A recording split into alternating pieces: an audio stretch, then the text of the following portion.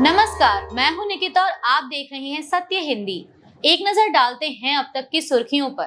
तमिलनाडु के मुख्यमंत्री और डीएमके अध्यक्ष एमके स्टालिन बुधवार को बिहार में कांग्रेस नेता राहुल गांधी की वोटर अधिकार यात्रा में शामिल हुए। उनकी मौजूदगी पर भाजपा ने कड़ी आपत्ति जताई और आरोप लगाया कि डीएमके नेताओं ने पहले बिहारियों और उत्तर भारतीयों पर अपमानजनक टिप्पणियां की थीं। भाजपा नेता के अन्नामलाई ने ऐसे बयानों का वीडियो संकलन जारी कर स्टालिन को चुनौती दी कि वह बिहार की जनता के सामने वही बातें दोहराएं। केंद्रीय मंत्री एल मुरुगन ने सवाल उठाया कि स्टालिन बिहार में किस भाषा में बोलेंगे और उनकी मौजूदगी का क्या फायदा होगा। भाजपा नेता सीआर केसवन ने भी तंज कसा कि क्या स्टालिन गणेश चतुर्थी पर बिहारियों को शुभकामनाएं देंगे। हमलों के बावजूद स्टालिन ने राहुल, प्रियंका गांधी और तेजस्वी यादव के साथ मंच साझा किया। राहुल गांधी की वोटर अधिकार यात्रा में शामिल हुए स्टालिन ने कहा कि अगर चुनाव स्वतंत्र और निष्पक्ष हुए तो भाजपा की हार तय है। उन्होंने मतदाता सूची से 65 लाख नाम हटाए जाने को आतंकवाद से भी बदतर बताया और चुनाव आयोग को कठपुतली करार दिया। स्टालिन ने राहुल गांधी की हिम्मत की सराहना करते हुए कहा कि उन्हें डराया नहीं जा सकता। उन्होंने यह भी वादा किया कि इंडिया ब्लॉक की जीत पर वह शपथ ग्रहण में फिर से बिहार आएंगे। स्टालिन ने लालू प्रसाद यादव को सामाजिक न्याय की लड़ाई का प्रतीक बताया और तेजस्वी और राहुल की दोस्ती को गहरी साझेदारी कहा। कांग्रेस नेता और लोकसभा में नेता प्रतिपक्ष राहुल गांधी ने बुधवार को बिहार के मुजफ्फरपुर में एक रैली में प्रधानमंत्री नरेंद्र मोदी पर गंभीर आरोप लगाए। उन्होंने कहा कि पाकिस्तान में आतंकी ठिकानों पर भारत की कार्रवाई को पीएम मोदी ने अमेरिकी राष्ट्रपति डोनाल्ड ट्रंप के कहने पर तुरंत रोक दिया था। राहुल गांधी ने दावा किया कि ट्रंप ने खुद स्वीकार किया है कि उन्होंने मोदी को फोन कर 24 घंटे में कार्रवाई रोकने को कहा और मोदी ने 5 घंटे में ही सब रोक दिया। उन्होंने भाजपा पर चुनाव आयोग की मदद से वोट चोरी कर चुनाव जीतने का भी आरोप लगाया और कहा कि गुजरात मॉडल असल में वोट चोरी का मॉडल है। राहुल गांधी ने कहा कि वे विधानसभा और लोकसभा चुनावों में धांधली के सबूत पेश करते रहेंगे। साथ ही उन्होंने बिहार में विशेष गहन पुनः निरीक्षण के दौरान मतदाता सूची से 65 लाख नाम काटे जाने पर चुनाव आयोग से जवाब भी मांगा। अमेरिका के राष्ट्रपति डोनाल्ड ट्रंप ने बुधवार को एक बार फिर दावा किया कि उन्होंने मई में भारत और पाकिस्तान के बीच हुए तनाव के समय शांति कराने में बड़ी भूमिका निभाई थी। व्हाइट हाउस की कैबिनेट मीटिंग में ट्रंप ने कहा कि जैसे उन्होंने रूस और यूक्रेन युद्ध की शुरुआत में तीसरा विश्व युद्ध रोकने में मदद की थी, वैसे ही भारत और पाकिस्तान के बीच भी उन्होंने बड़ा टकराव टाल दिया। ट्रंप ने बताया कि उस समय वे प्रधानमंत्री मोदी से बात कर रहे थे। उन्होंने कहा कि मैंने मोदी से पूछा कि पाकिस्तान के साथ क्या हो रहा है। दोनों देशों के बीच बहुत नफरत थी जो सैकड़ों सालों से अलग नामों के साथ चलती आ रही है। मैंने मोदी से कहा कि मैं तुम्हारे साथ कोई ट्रेड डील नहीं करूंगा। अगर तुम लोग लड़ाई करोगे तो हम तुम पर इतने ऊंचे टैरिफ लगा देंगे कि तुम्हारा दिमाग घूम जाएगा। कल मुझे फोन करके बताना। ट्रंप का दावा है कि उनकी इस धमकी के बाद सिर्फ 5 घंटे के भीतर ही भारत और पाकिस्तान के बीच समझौता हो गया और हालात काबू में आ गए। उन्होंने यह भी कहा कि शायद यह तनाव फिर से शुरू हो सकता है, मुझे नहीं पता, लेकिन अगर ऐसा होगा तो मैं उसे रोक दूंगा। दुनिया को ऐसे हालात में नहीं जाने दे सकते। ट्रंप ने यह भी कहा कि इस झड़प में 7 जेट विमान गिराए गए थे, जबकि पिछले महीने उन्होंने कहा था कि 5 विमान गिराए गए, जिसके बाद पीएम मोदी के आलोचक कह रहे हैं कि ट्रंप ने पहली बार मोदी की पूरी पोल खोल दी। मोदी ने सचमुच पैसों के लिए देश को बेच दिया। यह देशद्रोह है। लोकसभा में नेता प्रतिपक्ष राहुल गांधी ने बिहार के मधुबनी में वोटर अधिकार यात्रा के दौरान भाजपा पर बड़ा हमला बोला। उन्होंने कहा कि अमित शाह जो 50 साल तक भाजपा की सत्ता की बात करते हैं तो उसका आधार वोट चोरी है। राहुल ने आरोप लगाया कि यह साजिश गुजरात से शुरू हुई और 2014 से पूरे देश में लागू की गई। उन्होंने दावा किया कि बिहार के विशेष गहन संशोधन में 65 लाख मतदाताओं के नाम हटाए गए और उतने ही नाम भाजपा के पक्ष में जोड़े जा रहे हैं। राहुल ने इसे लोकतंत्र पर हमला और चुनाव आयोग की मिली भगत बताया।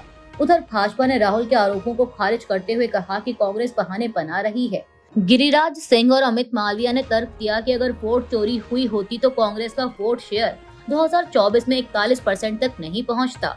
चुनाव आयोग ने भी इन आरोपों को झूठा बताया और राहुल गांधी को सबूत देने की चुनौती दी। राहुल गांधी ने एक खबर के हवाले से फिर चुनाव आयोग को घेरा है। राहुल गांधी ने कहा कि गुजरात में कुछ ऐसी अनाम पार्टियां हैं जिनका नाम किसी ने नहीं सुना, लेकिन 4300 करोड़ का चंदा मिला। इन पार्टियों ने बहुत ही कम मौकों पर चुनाव लड़ा है या उन पर खर्च किया है। ये हजारों करोड़ आए कहां से, चला कौन रहा है इन्हें और पैसा गया कहां? क्या चुनाव आयोग जांच करेगा या फिर यहाँ भी पहले एफिडेविट मांगेगा या फिर कानून ही बदल देगा ताकि ये डेटा भी छिपाया जा सके। बता दें कि दैनिक भास्कर की खबर के मुताबिक गुजरात में रजिस्टर्ड 10 गुमनाम से राजनीतिक दलों को 2019 और 20 से 2023-24 के 5 साल में 4300 करोड़ चंदा मिला। दिलचस्प बात यह है कि इस दौरान गुजरात में हुए 3 चुनावों 2019 और 2024 के 2 लोकसभा और 2022 का विधानसभा चुनाव में इन दलों ने महज 43 प्रत्याशी उतारे और इन्हें कुल 54,069 वोट मिले। इन दलों और इनके प्रत्याशियों के निर्वाचन आयोग में जमा रिपोर्ट से यह खुलासा हुआ है। इन्होंने चुनाव रिपोर्ट में खर्च महज 39.02 लाख बताया, जबकि ऑडिट रिपोर्ट में 3500 करोड़ रुपए खर्च दर्शाया है। इस खबर पर वरिष्ठ पत्रकार रवीश कुमार ने कहा है कि क्या ईडी करने वाली सरकार 24 घंटे में नहीं पता कर सकती कि इन गुमनाम दलों के खाते में 4300 करोड़ किसने डाले और इन खातों से निकलकर किसकी जेब में गए। गुजरात की खबर है, वहाँ कैसे हो गया। ऐसी खबरें कैसे गुम हो जाती हैं। ऐसा लग रहा है कि इस देश पर खास लोगों के गिरोह ने कब्जा कर लिया है। दिल्ली के पूर्व मंत्री और आम आदमी पार्टी नेता सौरभ भारद्वाज के 13 ठिकानों पर ईडी ने मनी लॉन्ड्रिंग केस में छापेमारी की। मामला स्वास्थ्य बुनियादी ढांचा परियोजनाओं में कथित घोटाले से जुड़ा है। छापेमारी करीब 18 घंटे चली। वहीं अब छापों के बाद सौरभ भारद्वाज ने प्रेस कॉन्फ्रेंस में सवाल उठाया कि ईडी जिन 13 ठिकानों पर छापे की बात कर रही है वे कहाँ हैं। उन्होंने तंज कसते हुए कहा कि अगर ये ठिकाने मेरे हैं तो कम से कम मुझे कब्जा तो दिलवा दो ताकि मैं उन्हें बेच सकूं। भारद्वाज ने कहा कि उनकी बेटी भी उनसे इन ऑफिसों के बारे में पूछ रही है, जिनकी तस्वीरें मीडिया में दिखाई जा रही हैं। टैरिफ को लेकर अमेरिकी धमकियों के बीच प्रधानमंत्री मोदी ने एक बार फिर स्वदेशी उत्पादों को अपनाने की अपील की है। प्रधानमंत्री मोदी ने गुजरात के हंसलपुर मैन्युफैक्चरिंग यूनिट से मारुति सुजुकी के पहले इलेक्ट्रिक वाहन ई-विटारा को हरी झंडी दिखाकर रवाना करने के बाद कहा कि भारत में जापानी फैक्ट्रियों में बन रहा सामान भी स्वदेशी है। पीएम मोदी ने स्वदेशी की अपनी परिभाषा में कहा कि पैसा किसी का भी हो, उसमें पसीना भारतीय का होना चाहिए। इसके साथ ही पीएम मोदी ने कहा कि आत्मनिर्भर भारत अभियान को हम सब आगे बढ़ाएंगे, वोकल फॉर लोकल बने। उन्होंने कहा कि स्वदेशी यह हमारा जीवन मंत्र बनना चाहिए। इसके साथ ही पीएम मोदी ने कहा कि पैसा किसका लगता है उससे लेना देना नहीं है। डॉलर है, पाउंड है, वह करेंसी काली है या गोरी है, मुझे लेना देना नहीं है। पैसा किसी का, पसीना हमारा। इसके साथ ही अब ये भी कहा जा रहा है कि क्या यह भारतीय कारोबार में काले धन का खुला आह्वान है। अमेरिका के राष्ट्रपति डोनाल्ड ट्रंप द्वारा भारत पर लगाया गया अतिरिक्त 25% टैरिफ बुधवार 27 अगस्त से लागू हो गया है। अब भारतीय वस्तुओं पर कुल शुल्क 50% हो गया है, जो किसी भी अमेरिकी व्यापार साझेदार पर लगाया गया सबसे ऊंचा टैरिफ है। ट्रंप ने यह कदम भारत द्वारा रूसी तेल की खरीद जारी रखने के कारण उठाया।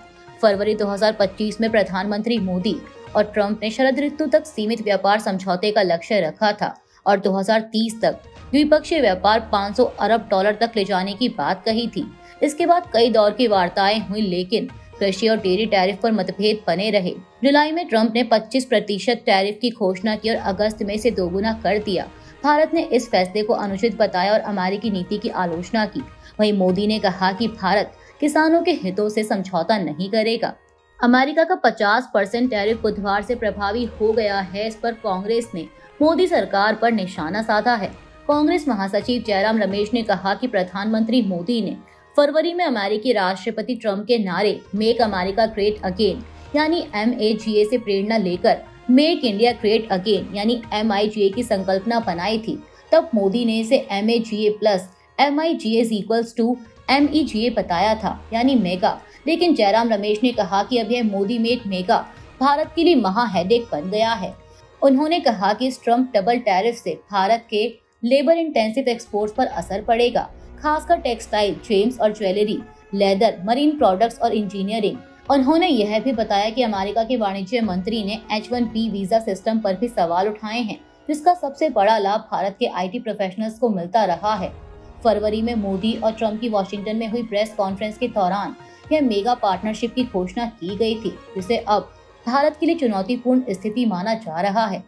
अमेरिका के राष्ट्रपति डोनाल्ड ट्रंप द्वारा भारतीय निर्यात पर 25% अतिरिक्त टैरिफ लगाने से कुल दर 50% हो गई है, जो दुनिया की सबसे ऊंची दरों में से एक है। इसका पहला झटका भारत के कपड़ा और एम्ब्रॉयडरी उद्योग को लगा है। तिरुपुर, नोएडा और सूरत जैसे बड़े केंद्रों में उत्पादन रुक गया है। भारतीय निर्यात संगठनों के संघ FIEO ने चेतावनी दी है कि इस फैसले से भारत वियतनाम और बांग्लादेश जैसे सस्ते प्रतिस्पर्धियों से भी पीछे हो जाएगा।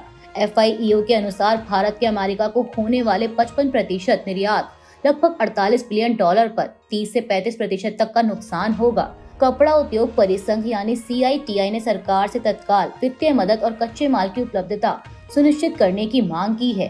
Global trade research initiative GTRI का अनुमान है कि यह टैरिफ 60.2 बिलियन डॉलर के निर्यात को प्रभावित करेगा और अमेरिका को होने वाले कुल निर्यात में 40 से 43% तक गिरावट आ सकती है, जिससे लाखों नौकरियां खतरे में पड़ेंगी। अभी के लिए इतना ही। बाकी की देश दुनिया की बड़ी खबरों के लिए जुड़े रहिए सत्य हिंदी के साथ। Copyright disclaimer under Section 107 of the Copyright Act 1976. Allowance is made for fair use for purposes such as criticism, comment, news reporting, scholarship, and research. Fair use is a use permitted by copyright statute that might otherwise be infringing.